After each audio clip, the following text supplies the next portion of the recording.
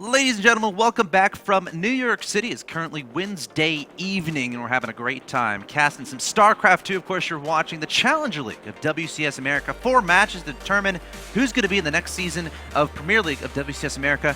My name is axeltoss. I am joined by axslav. Before we jump into the next match, a friendly reminder about youtube.com/officialmlgsc2. If you are unable to watch live, if you have work until 7 p.m. Eastern, you don't get home till 8, and you're only able to catch the last 2 matches, you're in luck. youtube.com/officialmlgsc2. Every single match from WCS America, both Premier League and Challenger League, is there right now in 1080p HD. If you missed anything, it's all there, as well as top 5s and, of course, rules of engagement and plays of the day and stuff like that. So definitely take advantage of that and drop a subscribe if you feel like it. I think we're over 40,000 subscribers, which is awesome.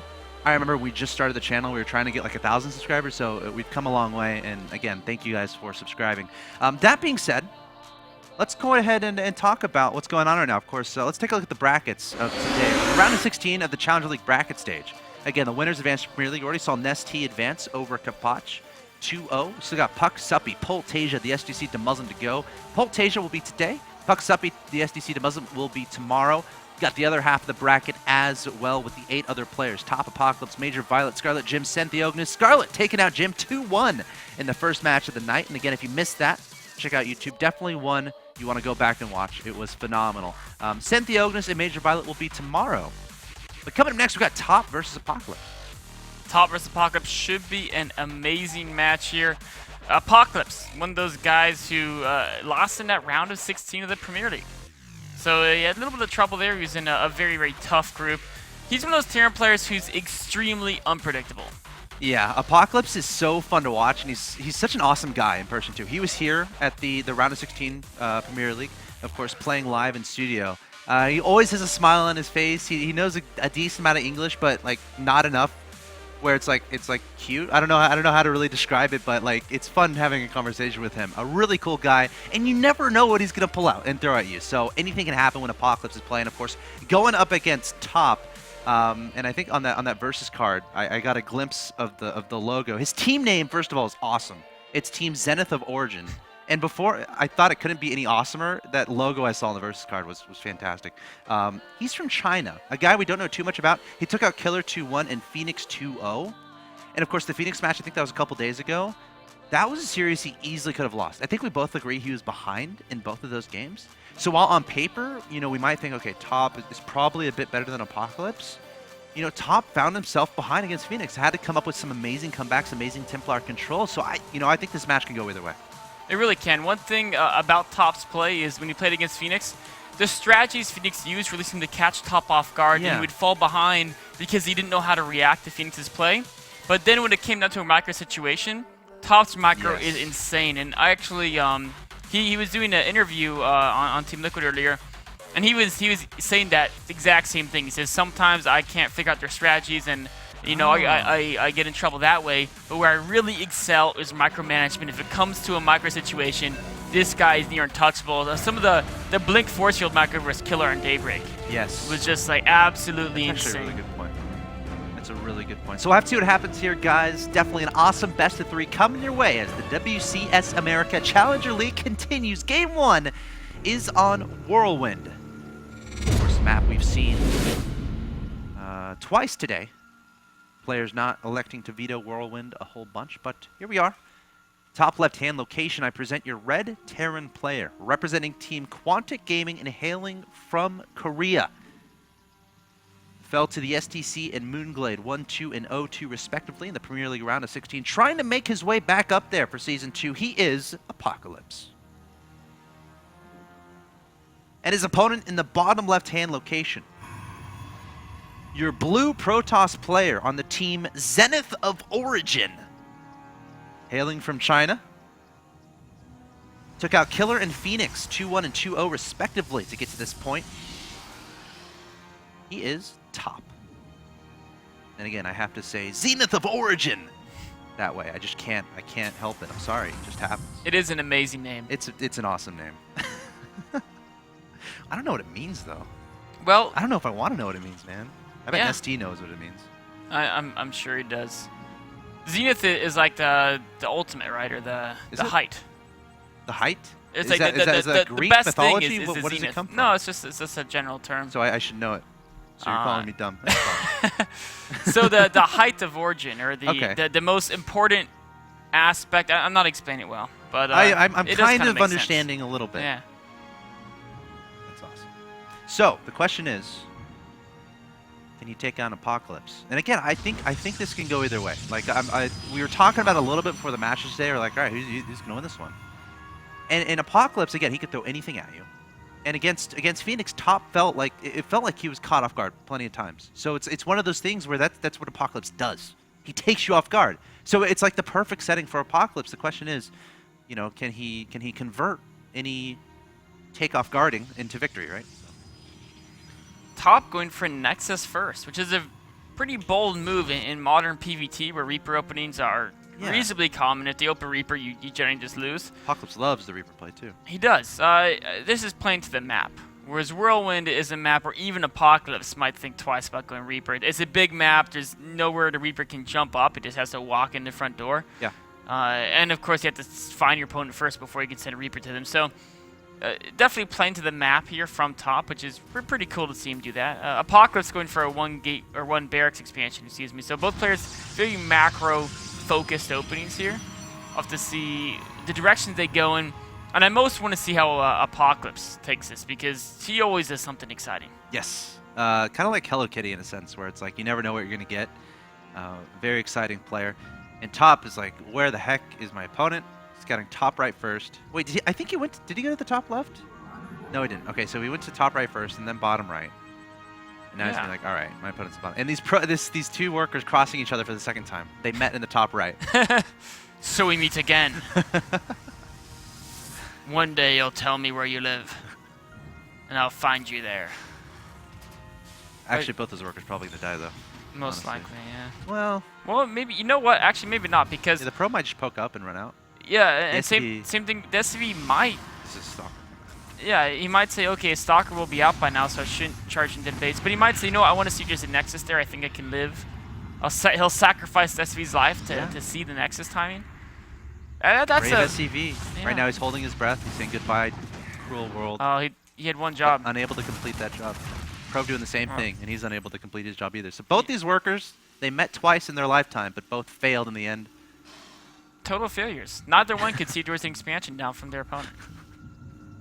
You know, that's rough life. When you have this long quest, you travel diagonally across the map, then you travel across the map again, then you're like, finally, my destination. And then right when you're about 8 hexes or 8 squares from your destination, you just get killed. You know, it's not bad though, because at least they get to do some exploring. Because if you think about the workers who work their entire life and then they die to like a drop, they don't get to see anything but the minerals in the Nexus, right? So they're like the red shirts in Star Trek. You get to explore the world, but then they always die in every episode. Star Trek references. Well, that's a little bit annoying.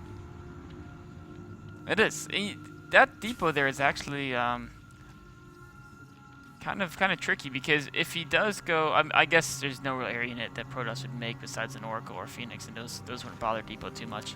Well, Mothership Core could be annoying, but it's kind of dangerous to leave that Mothership Core across the map.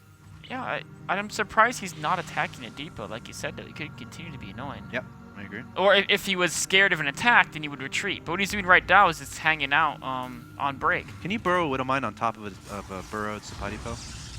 Yes. Are or you sure? actually, no, I'm not sure. I just lied. It seems like I really don't know. Because what if the depot raises up? Then the Widowmine is like launched into the air or something. It's a new technique. You can launch Widowmines at your opponent. Like a catapult? Oh gosh. That's actually a really good question. All right, so interesting little turret there at the natural for Apocalypse, just being very safe.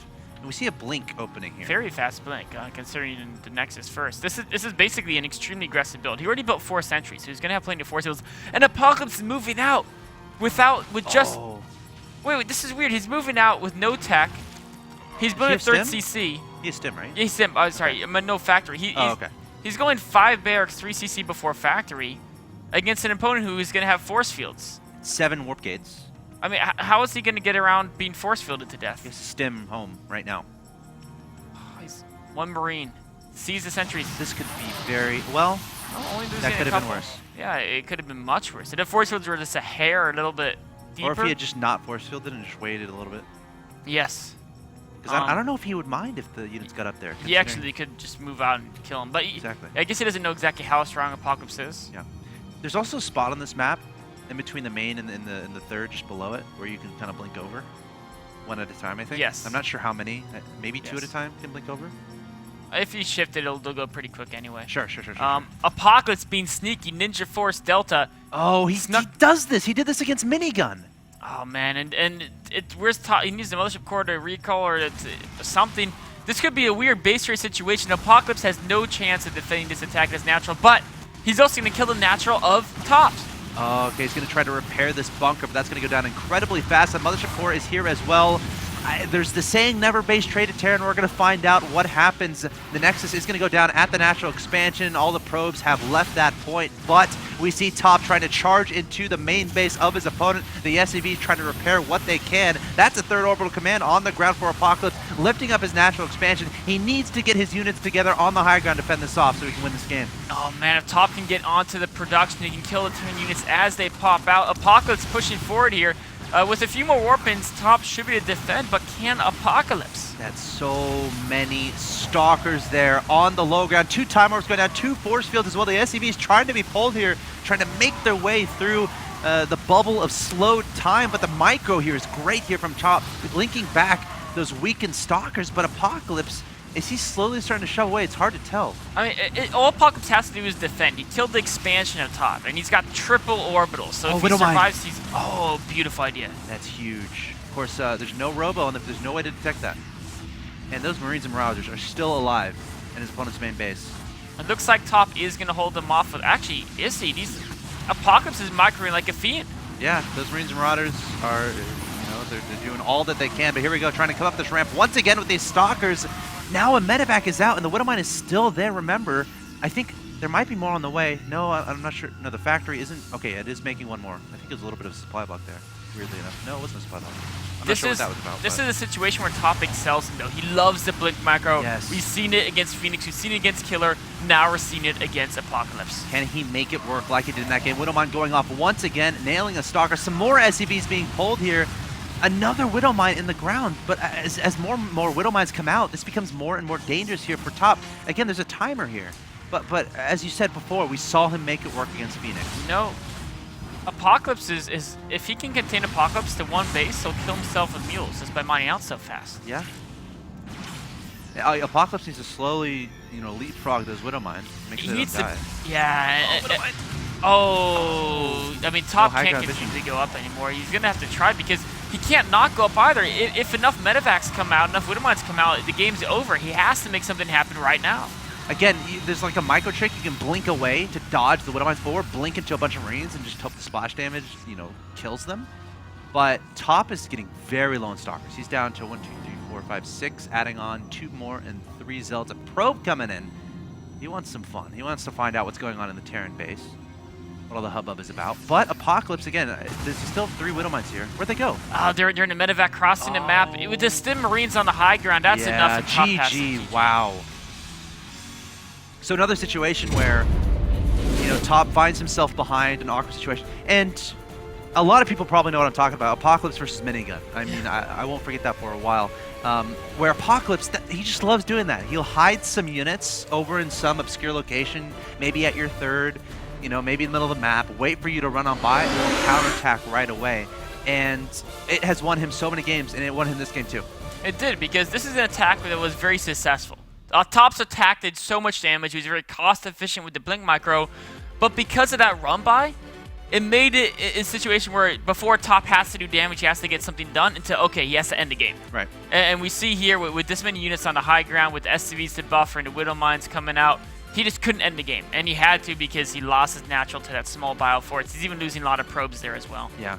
Apocalypse being very patient, very efficient, realizing exactly what he has to do to win the game because, again, even if he's taking advantage against Top, who has Blink Stalkers, which he loves and he's amazing with, Top can still come back. So Apocalypse had to make a lot of right decisions. That's exactly what he did. So Apocalypse taking the 1-0 lead in this best of 3. Guys, stay tuned. Game 2 coming up.